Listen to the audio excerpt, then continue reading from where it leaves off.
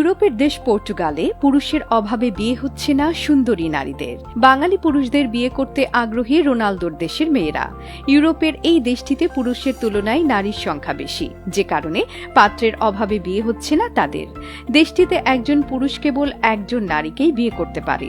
এখানে একাধিক বিয়ে করা রীতিমতো অপরাধ, যে কারণে পুরুষরা চাইলেও একের অধিক বিয়ে করতে পারেন না।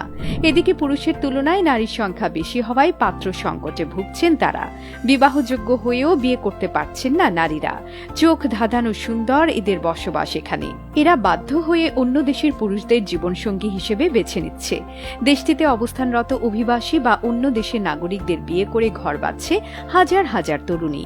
শুধু তাই নয়, পাত্রের অভাবে অনেক নারী বিয়ে ছাড়াই সন্তান জন্ম দিচ্ছেন। বিবাহ বহির্ভূত সন্তান জন্মদানে শীর্ষে রয়েছে দেশটি। কিন্তু পর্তুগালের এই সংকট নিরসন করতে পারেন বাংলাদেশের পুরুষ। পর্তুগালে বাংলাদেশিদের ব্যাপক চাহিদা।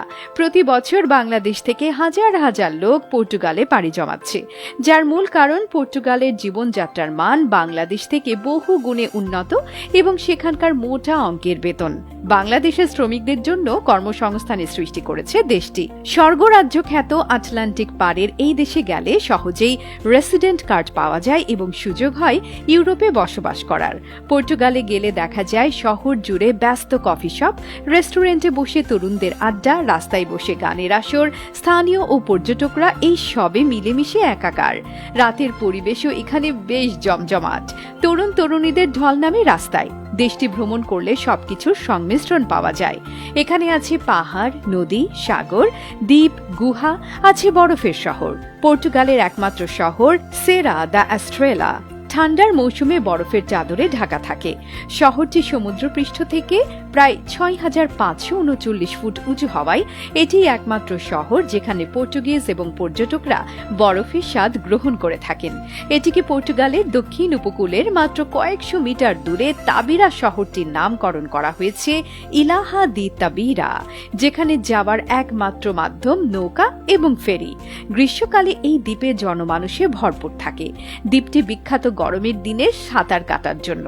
তাছাড়া এটা এক নির্জন বালির সৈকত যেখানে জনসমাগম কম হয়।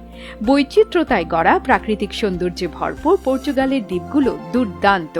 পর্তুগালের সবচেয়ে বড় দ্বীপটি হল গিয়ার্জোস। কয়েকটা ছোট ছোট দ্বীপ নিয়ে এই দ্বীপটি গঠিত। ভ্রমণের জন্য আর্জোস এক প্রাকৃতিক নৈসর্গিক জায়গা, যেখানে যাওয়ার একমাত্র মাধ্যম হল বিমান ও জাহাজ। এখানে আছে হলুদ উঁচু পাহাড়ের চূড়ার দ্বীপ, সমুদ্র সৈকত, ফিশিং গ্রাম, ডলফিন এবং তিমি মাছ দেখার জন্য আছে নির্দিষ্ট দ্বীপ। আরও রয়েছে পর্তুগালের সবচেয়ে উচ্চ দ্বীপ পিকো।